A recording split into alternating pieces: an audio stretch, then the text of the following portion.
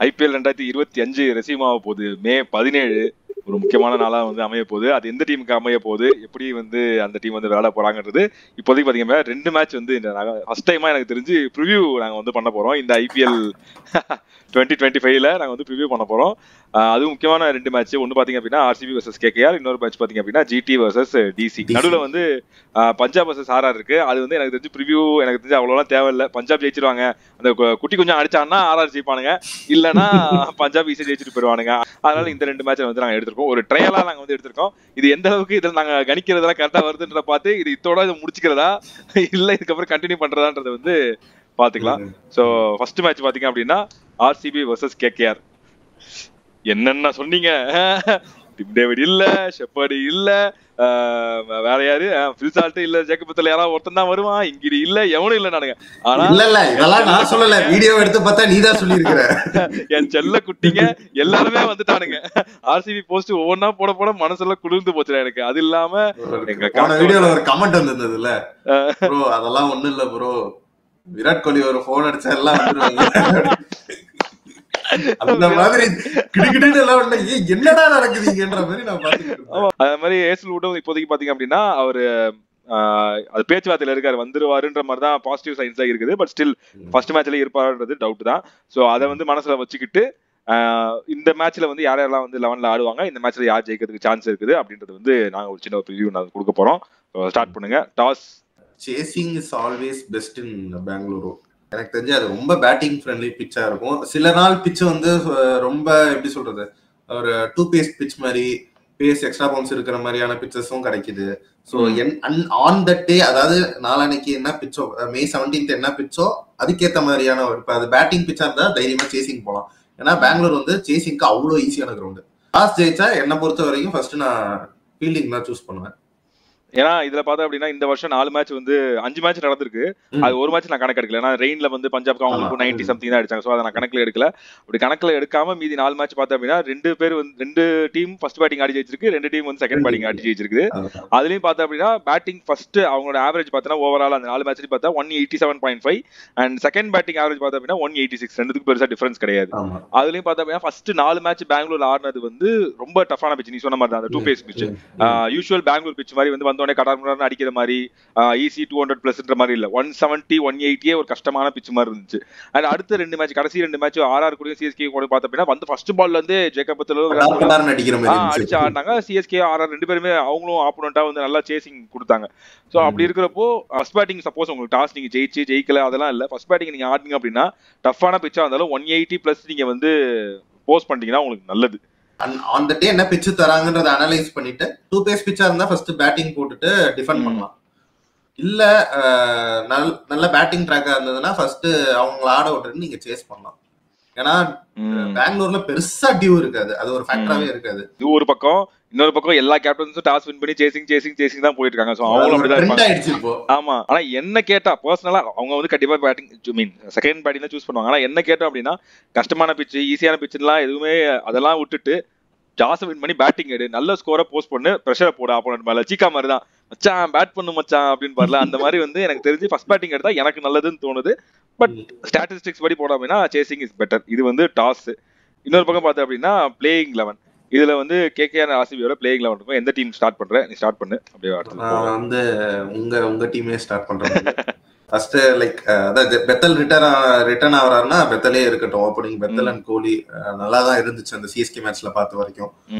பெத்தலும் ஒரு நல்ல இன்டென்ட் காட்டிட்டு இருக்காரு. பிலிப்சால்ட் வந்து அதுக்கு முன்னாடி இருந்த மேட்சஸ்ல பெருசா லைக் ஒரு 2 மேட்சஸ்ல இன்டென்ட் இருந்தது, அதுக்கப்புறம் டக்குன்னு அவர் விக்கெட் விட்டுட்டு இருந்தாரு. ஸோ பெத்தலுக்கு இன்னும் கொஞ்சம் சான்ஸும் கொடுத்த மாதிரியா இருக்கும். அவர் ஆல்ரெடி ஒரு மேட்ச் ஆடி நல்ல ஸ்ட்ரைக் ரேட்ல தான் ஆடி இருந்தாரு. ஸோ ஒரு சைடு பெத்தல் டாமினேட் பண்ண, இன்னொரு சைடு விராட் கோலி ஆங்கர் பண்ணனு கரெக்டா இருக்கும். Plus left right combo addition.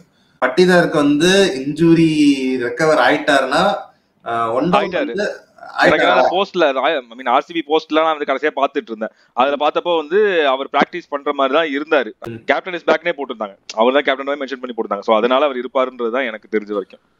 So one down வந்துட்டு எனக்கு தெரிஞ்ச மயங்க் அகர்வாலுக்கு ஒரு சான்ஸ் கொடுத்து பார்க்கலாம்.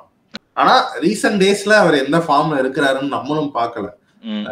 டொமஸ்டிக் டோர்னமெண்ட்ஸ்லயும் சரி அவர் பெருசா ரன் ஸ்கோர் பண்ண மாதிரி கேள்விப்படல. பட் ஸ்டில் அவர் கேப்பபிலிட்டி நம்மள பார்த்திருக்கோம். இதுக்கு முன்னாடி இத்தனை சீசன்ஸ் அவர் ஆடி இருக்கிறாரு. பஞ்சாபுக்கு சூப்பர் ஓப்பனிங் கொடுத்துருக்காரு. So better Mayank Agarwal at number 1. Number 2 sorry அதாவது 1 டவுன் சொல்ல வந்தேன். 1 down right right. Okay 2 down வந்து ரஜத் பத்திதார். 3 டவுன் வந்துட்டு யார சொல்லலாம்? Jitesh Sharma, Krunal Pandya, Tim David. இல்ல நம்ம பொசிஷன்ஸ் நம்ம அப்புறமா அது வந்து எனக்கு தெரிஞ்சு இது போட்டா நம்ம 11 சொல்லிடுவோம். 11 சொல்லிட்டு நம்ம அப்புறம் பேசிக்கலாம். இப்போதைக்கு குணால் பாண்டியா வைக்க முடிஞ்சிருச்சு. ஃபில்சால்ட், கோலி, மயங்க் அகர்வால், ரஜத் பத்திதார், டிம் டேவிட், ஜிதேஷ் சர்மா, குணால் பாண்டியா 7 முடிஞ்சிருச்சு. இன்னொரு 4 பிளஸ் ஒரு இம்பாக்ட் பிளேயர். 4 வந்து of course Josh Hazlewood and Bhuvneshwar Kumar, Yash Dayal 3 pacers. Spinner வந்து சுயேஷ் சர்மா. மொத்தமா 11 ஆயிடுச்சா? 11 ஆயிடுச்சு. ஆமா 11 ஆயிடுச்சு. இம்பாக்ட் சப் தான் எனக்கு யார சொல்றதுன்னு தெரியல. ஏன்னா முன்னாடி வந்து நம்ம தேவ்தத் படிக்கல் எடுத்துட்டு வந்துட்டு இருந்தாங்க. சோ அந்த பிளேஸ்ல இவர் இருக்கிறாரு. இப்போ மயங்க் அகர்வால் இருக்கிறாரு. எனக்கு இப்போ இது ஒரு பக்கம் என்னோட 11 எப்படி இருக்கும் அப்படின்னா, ஃபில்சால்ட் அண்ட் கோலி தான் மோஸ்ட்லி ஆடுவாங்க. ஏன்னா ஆர்சிபியோட திங்கிங் படி பார்த்தா ஃபில்சால்ட் அண்ட் கோலி தான் ஆடுவாங்க. ஏன் அப்படின்னா பெத்தல் வந்து இதுக்கு போயிடுவாரு, அவரோட ஸ்குவாடுக்கு போயிடுவாரு. அவரு இங்கிலாந்து விசஸ் வெஸ்ட் இண்டீஸ் அதுக்கு வந்து அவர் போயிடுவாரு. ஃபில்சால்ட் தான் வந்து கடைசிக்கு இருப்பாரு. ஏன்னா அந்த ஸ்குவாட்ல இல்ல. So maybe continue. எனக்கு ஏன் ஆசை ஜேக்கப் பத்தல் தான் ஆடணும். ஏன்னா அவர் சூப்பரா ஆடுறாரு. செம்ம டச் இருக்குது. ஃபில்சால்ட்டை விட சூப்பர் சுப்ரீம் டச்ல இருக்காரு. ஆனா கண்டினியூட்டிக்காக பார்த்தாங்க இதுல இருந்தே. ஏன்னா ஜேக்கப் பத்தல் போனதுக்கு அப்புறம் ஃபைனல்ஸ்ல திரும்பவும் வந்து பிரஷர்ல இறக்கி வரதுக்கு பதிலா ஃபில்சால்ட்டை இப்பல இருந்தே ட்ரெயின் பண்ணாங்க அப்படின்னா ஃபில்சால்ட் பிரைமரி ஆடுவாங்க. கோலி, மயங்க் அகர்வால் தான் impact sub. Number 3 Rajat Patidar, Tim David, Jitesh Sharma, Krunal Pandya, புவி, ஹேசல்வுட் இருந்தாரு. ஹேசல்வுட் இல்லனா எங்கிடி, யாஷ் தயால் எத்தனை வந்திருக்கு. ஷெப்பர்ட்.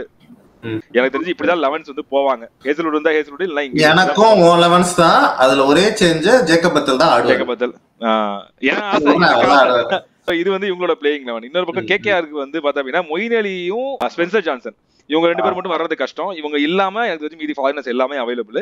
எனக்கு தெரிஞ்சு அதே சேம் கடைசி மேட்ச்ல என்ன பிளேயிங் லெவல் இருந்தாங்களோ எனக்கு தெரிஞ்சு அப்படியே தான் போவாங்க. குர்பாஸ், சுனில் நரேன், ரஹானே, ரகுவன்ஷி, மனிஷ் பாண்டே, ரசல், ரிங்கு சிங், நாக்கியா ஆடுவாங்க. எனக்கு நாக்கியா இருந்தா நாக்கியா கண்டிப்பா ஆடுவாங்க. நாக்கியா எனக்கு தெரிஞ்சு இருக்காரு தான் நினைக்கிறேன் அவர் ஸ்குவாட்ல. நாக்கியா, ஹர்ஷித், அப்புறம் வைபவ் அரோரா, வருண் சக்கரவர்த்தி. சோ இம்பாக்ட் எனக்கு தெரிஞ்சு இவர் தான் ரமன்தீப் தான் ஆடுவார். பேட்டிங் எனக்கு தெரிஞ்சு கடைசியில எண்டுல இறக்கி விடுறாங்க அவரை. ரகுவன்ஷி ஆடிட்டு இருக்காரு. ஏன்னா 2 பேருமே கிட்டத்தட்ட ஒரே மாதிரி நல்லா ஃபீல் தான் பண்றாங்க. அது இம்பாக்ட் சப்பா அவங்க அதை பாத்துக்கிட்டோம். இதுல பார்த்தா அப்படின்னா இப்ப 2 பிளேயிங் லெவல் நம்ம வந்து சொல்லியாச்சு. இதுல வந்து கம்பேர் பண்ணா 1, 2, 3 அதுக்கப்புறம் மிடில் ஆர்டர் அதுக்கப்புறம் வந்து பவுலிங் இப்படி வந்து நம்ம வந்து போயிடலாம். சோ ஆர்சிபியோட டாப் 3 பாத்தீங்கன்னா இவர் பெத்தல், கோலி, மயங்க் அகர்வால். இந்த சைடு பாத்தீங்கன்னா குர்பாஸ், சுனில் நரேன், இன்னும் யார் ஆடுவா. எனக்கு இதுல லைக் கன்வின்சிங்கா தோன்றது வந்து ஆர்சிபி தான். ஏன்னா இங்க வந்து குர்பாஸ் இன்னும் ஒரு பெரிய பொட்டன்ஷியல் இன்னும் ஒரு ஆடல. அவர் ஆடுவாரு, நம்ம பாத்துருக்கோம். இந்த சீசன்ல அவர் தெரிஞ்சு இதுக்கு வரைக்கும் 3 மேட்சோ 4 மேட்சோ தான் ஆடி இருக்கிறாரு. ஒரு காட்டு காட்டினாருன்னா அந்த சைடு சுனில் நரேனும் ஒரு காட்டு காட்டுவாரு, வர இவரும் காட்டுவாரு. ஆக்சுவலா எப்படின்னா குர்பாஸும் இந்த பக்கம் ஃபில்சால்ட் ஆர் ஜேக்கப் பத்தல் 2 பேருமே வந்து சுத்துறவங்க தான். வீடாக சொன்ன மாதிரி தான். இவங்க எல்லாம் வந்து ஒரு பாலுக்கு 6 ரன் அடிக்க ட்ரை பண்ணுவாங்க. குர்பாஸ் ஒரு பாலுக்கு 12 ரன் அடிக்க ட்ரை பண்றான். இறங்கி கண்ணாப்பண்ணு சுத்துறான். பால் எங்கேயோ போகுது, அவுட் சைட் ஆஃப்ல எங்கேயோ வைட் லைன் கிட்ட போகுது. இறங்கி வந்து இவர் வந்து ஸ்ட்ரைட்ல சுத்திட்டு இருக்காங்க. எப்படி ரொம்ப பட்டா பாக்கியம் பலாட்டிலையும் அப்படி சொல்லலாம். எனக்கும் அதுதான். எனக்கும் நீ சொன்ன மாதிரி ஆர்சிபியோட டாப் 3 தான் வந்து பெட்டர்னு தோணுது. இல்ல நான் அப்படி சொன்னா ஃபுல்லாவே இந்த சைடு தான் சொல்லுவேன். பவுலிங் மட்டும் தான் நான் வந்து கேகேஆர் சைடு சொல்ற மாதிரி இருக்கும் எனக்கு. எல்லா ஆர்டருமே பார்த்தாலுமே இந்த சைடு வந்து மயங்க் அகர்வால் விட்டா ரஜத் பத்திதார், அதுக்கப்புறம் Jitesh Sharma, Krunal Pandya, Romario Shepherd, Tim David. அப்படியே இந்த சைடு பாருங்க Raghuvanshi, Manish Pandey, Rinku Singh, Russell, Ramandeep 5. So like இவங்கெல்லாம் பெரிய நேம்ஸ் தான், நான் இல்லைன்னு சொல்ல. இதுல எனக்கு தெரிஞ்சு மனிஷ் பாண்டே இப்போ ஓரளவுக்கு டச்ல இருக்காரு. லாஸ்ட் மேட்ச்ல நான் அவரை பார்த்து சூப்பரா ஆடினாரு. அதுக்கு முன்னாடி ரகுவன்ஷி சுமாரா ஆடுறாரு, அவ்வளவுதான். ஆனா இந்த சைடு பார்த்தோன்னா எல்லாருமே நல்ல டச்ல இருக்காங்க, எல்லாருமே நல்லா ஆடுறாங்க. பட்டிதார் மட்டும் கொஞ்சம் அப்பப்போ லேக் ஆகிறாரு. பட் கேப்டன் அவர் கொஞ்சம் ரெஸ்பான்சிபிளா ஆடி ஆகணும். மற்றபடி குணால் பாண்டியாவா இருக்கட்டும், ஜிதேஷ் ஹிட்டிங் பொசிஷன்ல சூப்பரா ஆடுறாரு, டிம் டேவிடா இருக்கட்டும், ஷெப்பர்டா இருக்கட்டும், எல்லாருமே பக்காவா ஆடிட்டு இருக்காங்க. இந்த சைடு ஒரு மாதிரி ஆன் அண்ட் ஆஃப். ரிங்கு சிங்கும் பெருசா இந்த வாட்டி எதுவும் பெருசா சொற்பரன்கள்லயே அவுட் ஆயிட்டு பெருசா அடிக்கல. சோ இந்த சைடு வந்துட்டு big names, but performance wise எதுவும் பெருசா இந்த வருஷம் வரல. அவங்களும் ஸ்டாண்ட் அப் பண்ணி, இப்ப ரசலும் ரிங்கும் இருந்தா கிரீஸ்ல அவ்வளவுதான்டா, எப்படியும் ஒரு 4 ஓவருக்கு ஒரு 60-70 ரன் வந்துருண்டா அப்படின்னு நினைக்கிற நேரத்துல ஈஸியா விக்கெட்டை விட்டுறாங்க. சோ இந்த 5 பேரும் நின்னா அவங்க கையில மேட்ச். இந்த சைடு 5 பேர் டாப்பா சூப்பரா இருக்குது பாக்குறதுக்கு. சோ இந்த மிடில் ஆர்டருமே நான் வந்து ஆர்சிபி சைடு தான் தள்ளுறேன். எனக்கு தான் நீ சொன்ன மாதிரி அதே பாயிண்ட் தான் மிடில் ஆர்டர்ல. பிளஸ் இவங்க வந்து மேட்சஸ்ல ஆல்ரெடி ப்ரூவ் பண்ணிருக்காங்க. பட் அதே சமயத்துல ரொம்ப ரொம்ப ரிலேபிளா இருக்காங்க. இப்ப டிம் டேவிட வந்து நீ வந்து 12வது ஓவர்ல இறக்கி விடலாம். ஸ்பின்னை வந்து ஆடத்து அவ்வளவா ஈஸியா ஆட மாட்டேங்கிறாரு. ஆனா நெகட் பண்ண தெரியுது. 30 ஆடிட்டு ஃபர்ஸ்ட் 12 பாலுக்கு 5 ரன் இருந்தாலும் அடுத்த 12 பாலுக்கு 30 அடிச்சிடலாம். ஷெப்போர்ட் அந்த மாதிரி தான். போன டைம் அப்படிதான் 14 பாலுக்கு 50 அடிச்சு அவன் மட்டும் கிளம்பி போயிட்டான். தம்பி நீ ஸ்பின் போட என்ன வேணா போட்டு நம்ம அடிச்சுட்டு போறா இந்த மாதிரி அவன் மட்டும் அடிச்சுட்டு போயிட்டான். அவன் வந்து கடைசி 18 ஓவர் 19 ஓவர்ல இறக்கி விடுவாங்க. சோ அப்படி இருக்க சாரி அவன் பேசுறது கேஷுவலா பேசணும். அது வந்து மரியாதை குறைவா எடுத்துக்காதீங்க. குணால் பாண்டியா பார்த்தா அப்படின்னா அவரும் வந்து அந்த 50 அது ரொம்ப குரூஷியலான 50 அது ஒரு பக்கம். அதே பத்தி கேப்டன் அவர் இந்த ஸ்பின் ஹிட்டிங் கண்டிப்பா அவரை விட வேற யாருக்கும் இங்க பெஸ்டா வரவே வராது. அவர் இல்லாததுனாலதான் டிம் டேவிட் வந்து ஸ்பின் ஆடுற மாதிரி வருது. அதுதான் இங்க பிரச்சனை. சோ அவர் வந்து டேக் டவுன் பண்ணி அவங்க ஸ்பின்னர்ஸ் அண்ட் ஃபாஸ்ட் பவுலர்ஸையும் நல்லா டேக் டவுன் பண்றாரு. அதை கண்டினியூ பண்ணணும். சோ அது வந்து முக்கியம். சோ இதை சொன்ன மாதிரி மிடில் ஆர்டர் பேட்ஸ்மேன் இவங்க தான் வந்து பெஸ்ட். அண்ட் அடுத்து எண்டு பார்த்தா அப்படின்னா பவுலர்ஸ் லைக் இவங்க இந்த பவுலர்ஸ் அந்த பவுலர்ஸ். எனக்கு பவுலிங் ஷோர் ஷாட்டா வந்து ஸ்பின் வர்சஸ் பேஸ்னு பிரிச்சுக்கலாம். ஓகே, ஸ்பின்னர்ஸ் வைஸ் பார்த்தா தரமான ஸ்பின்னர்ஸ் கேகேஆர் சைடு. கேகேஆர் கண்டிப்பா. பேசர்ஸ் சைடு பார்த்தா தரமான பேசர்ஸ் ஆர்சிபி சைடு. இந்த சைடு பார்த்தா Lungi Ngidi or Hazlewood with Bhuvneshwar Kumar and Yash Dayal. இந்த சைடு பார்த்தா வைபவ் அரோரா, ஹர்ஷித் ராணா, ஆண்ட்ரிக் நாக்கியா வித் ஆண்ட்ரே ரசல். எல்லாருமே ரன்ஸுக்கு போகக்கூடிய பவுலர்ஸ் மாதிரி இருக்காங்க. இந்த சைடு பார்த்தா புவனேஸ்வர் அப்பப்போ கண்டெயின் பண்ணி கொடுத்துறாரு. ஸ்டார்டிங் ஓவர்ஸ் போட்டா கண்டெயின் பண்ணி கொடுத்துறாரு.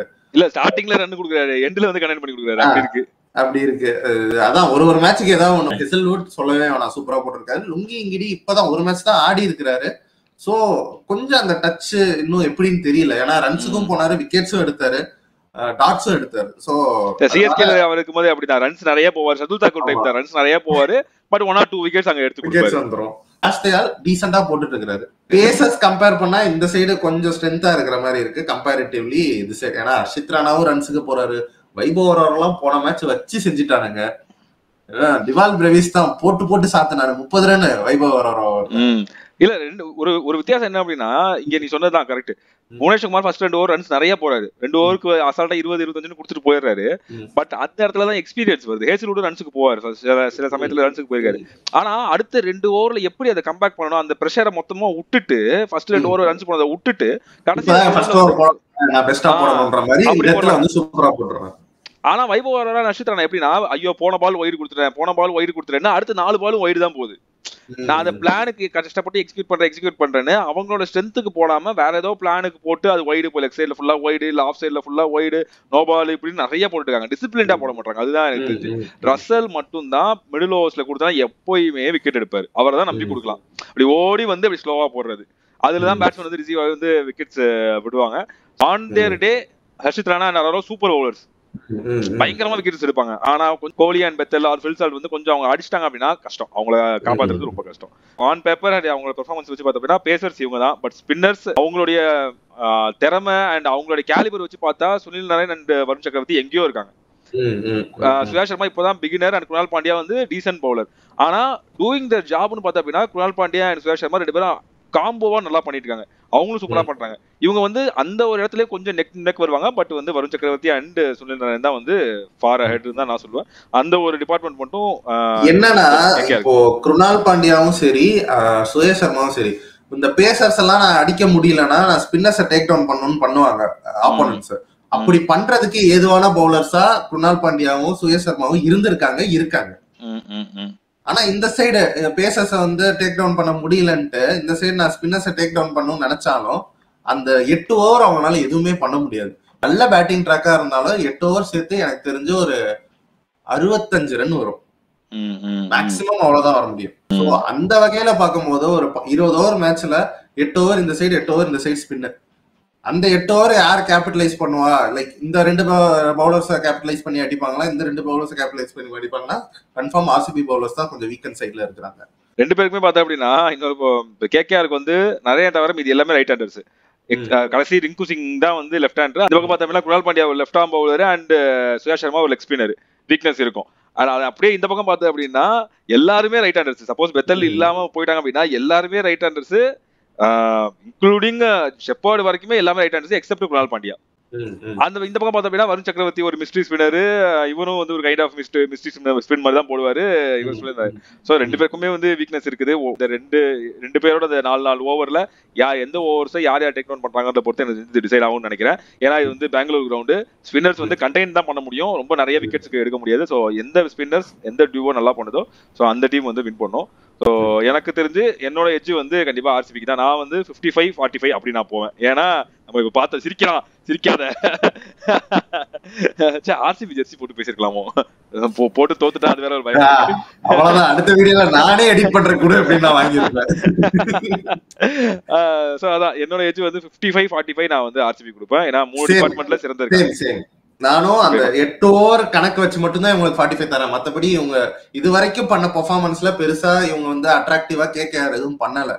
மேபி நாளைக்கு ஏதோ இந்த ஒரு வாரத்துல மொமெண்டம் கிடைச்சு நாளைக்கு வந்து ஓப்பனிங் ஸ்டாண்டே 100+, இந்த side Ajinkya Rahane one down வந்தோடனே அவனுக்கு தாறுமாற அடிச்சு வர்றவனுங்க எல்லாம் அடிச்சானுங்கன்னா on that particular day KKR வந்து நல்லா பெர்ஃபார்ம் பண்ணிச்சுன்னா இட்ஸ் கேகேஆர்ஸ் டே. ஆனா ஆன் பேப்பர் இப்போ இவங்க இருக்கிற ஃபார்ம் வச்சு பார்க்கும்போது ஆர்சிபி வந்து ஒரு ஸ்டெப் அஹெடா இருக்காங்க. இதுல வந்து சப்போஸ் யாராவது பவுலர்ல ஒருத்தவங்க பேட்ஸ்மேன்ல ஒருத்தவங்க ரெண்டு டீம்ல இருந்து இவங்க வந்து பயங்கர இம்பாக்ட் கிரியேட் பண்ணுவாங்க இந்த மேட்ச்ல உனக்கு தோன்றது என்ன? எனக்கு தோன்றது வந்து ஆர்சிபி சைடு அஸ் யூஷுவல் கோலி, அதை தாண்டி இன்னொருத்தர் பண்ணணும்னா எனக்கு மயங்க் அகர்வால் பார்க்கணும்னு ஆசையா இருக்கு. வந்த ஒரு இதுலயே ஒரு நல்ல சூப்பரான ஒரு டெம்போவோட சூப்பரா ஆரம்பிச்சு கொடுத்தாருன்னா ஆர்சிபிக்கு செம பூஸ்டா இருக்கும். பவுலிங் ஆர்சிபி சைடுல பார்த்தோம்னா ஹெசல்வுட்னு சொல்லியிருப்பேன். மேபி குருணால் பாண்டியா, ஏன்னா மத்தவனுங்க எல்லாம் ரன்ஸுக்கு போயிட்டு இருக்கும் போது டக்குன்னு ஒரு தூக்கிட்டு வந்து கொடுத்தா ஒரு பிரேக் த்ரூ தந்துருக்காரு. சோ அந்த வகையில எனக்கு குருணால் பாண்டியா வந்து ஒரு ட்ரம்ப் கார்டு மாதிரி தெரியுது. விக்கெட் ஒண்ணு இல்லையா, நீ வா அப்படின்ட்டு டக்குன்னு ரஜத் பத்திதார் வந்து நீ போடு குருணால நான் பாத்துக்கிறேன் அப்படின்ற மாதிரி தந்துடுறாரு. இன்னொரு இது நம்ம கேகேஆரோட பிளேயிங் லெவல்ல வந்து மேபி அவங்க வந்து அந்த ஃபர்ஸ்ட் அனுகுல் ராய் கூட அவங்க வந்து யூஸ் சூப்பரா போட்ட ஒரு மேட்ச். ஆமா சூப்பரா போட்ட. யாருக்கு எதிராக தெரியல, சிஎஸ்கேவா இல்ல எல்எஸ்டியா, அது மேட்ச் ஞாபகம் சூப்பரா போட்டான். அடுத்த மேட்ச் டிராப் பண்ணானுங்க, அதுதான் பிரச்சனை. அவனுங்க அனுகுல் ராய் எடுத்துட்டு வந்து அதே மாதிரி ஓப்பனிங் கொடுத்தாங்கன்னா கோலி அண்ட் ஃபில்சர் வந்து தடுமாறதுக்கு சான்ஸ் இருக்கு. ஸோ அதுவும் ஒரு பாசிபிலிட்டி தான். என்னோட ஆர்சிபியில வந்து எனக்கு இம்பாக்ட் கிரியேட் பண்ணுவாங்க எனக்கு தோணுது அப்படின்னா maybe Rajat Patidar can give a comeback அப்படின்னு எனக்கு தோணுது. ஏன்னா 2 ஸ்பின்னர்ஸ் அடிக்கணும்னா இவங்கள தான் அடிக்கணும். ஸோ அப்படிதான் இருக்கும். இங்க அதுல அடிச்சு அந்த கான்பிடன்ஸை ஏத்திக்கிட்டாருன்னா மீதி ஸ்பின்னர்ஸ் மீதி டீம்ல இருக்க ஸ்பின்னர்ஸ் வந்து அடிக்கிறதுக்கு சான்ஸ் இருக்கு. ஏன்னா இந்த மாதிரி டியூவோ வேற இதுல எதுவுமே கிடையாது, வேற எந்த டீம்லயுமே கிடையாது. அண்ட் பவுலிங்ல பார்த்தா அப்படின்னா ஐ வாண்ட் சுயாஷ் சர்மா எனக்கு வந்து என்னமோ நல்லா பண்ணுவான்னு தோணுது. ஏன்னா ஃபுல்லா ரைட் ஹேண்டர்ஸ், இவருடைய அந்த கரெக்டா லைன் அண்ட் லென்த் வச்சாரு அப்படின்னா இவர் கொஞ்சம் நல்லா பெர்ஃபார்ம் பண்ணுவாரு எனக்கு தோணுது. அண்ட் கேகேஆர்ல 2 பேர் லைக் லாஸ்ட் மேட்ச் இந்த மொமெண்டம் கேரி ஃபார்வர்ட் பண்ணிட்டு போனா Manish Pandey can do better பேட்ஸ்மேன்ல. பவுலிங் வருண் சக்கரவர்த்தி 3 விக்கெட் எடுத்து போடணும். வருண் சக்கரவர்த்தி போட்டா உங்க டீம் க்ளோஸ். அது ரொம்ப கரெக்ட் தான் அப்படி சொல்லாது. பேட்டிங்ல பார்த்தா எனக்கு வந்து captain should do his job. அதேதான் எப்படி ரஜத் பத்திராக் சொன்னா அதே ரஹானே இது வரைக்கும் அந்த டீம்ல கொஞ்சம் கன்சிஸ்டன்டா நிறைய சேசிங்காலும் சரி ஃபர்ஸ்ட் பேட்டிங்லும் சரி வந்தோடனே இன்டென்ட் காட்டி ஆடுறது வந்து ரஹானே நல்லா ஆடுறாரு. ஸோ அவர் வந்து கண்டினியூ பண்ணுவாரு எனக்கு தோணுது. அண்ட் பவுலிங்ல பார்த்தா அப்படின்னா எனக்கும் வந்து வருண் சக்கரவர்த்தி தான். அவர் தான் வந்து இந்த விசார்ட் வந்து அவரோட வேலையை காப்பாரு அப்படின்ற மாதிரி எனக்கு தோணுது. ஸோ இதெல்லாம் தான் வந்து எங்களுடைய கருத்துக்கள். இந்த வீடியோ உங்களுக்கு வந்து பிடிச்சிருந்த அப்படின்னா லைக் பண்ணுங்க, ஷேர் பண்ணுங்க, மறக்காம சேனல் சப்ஸ்கிரைப் பண்ணிட்டு பக்கத்துல பெல் ஐகானை கிளிக் பண்ணிக்கோங்க. அண்ட் உங்களுக்கு வந்து எந்த டீம் ஜெயிக்கும், யார் வந்து நல்லா பெர்ஃபார்ம் பண்ணுவாங்கன்னு தோணுன்றது வந்து கமெண்ட் செக்ஷன் சொல்லுங்க. அண்ட் அடுத்த வீடியோ DC vs GT அந்த மேட்சோட ப்ரிவியூல வந்து உங்களை சந்திக்கிறோம். நன்றி, வணக்கம்.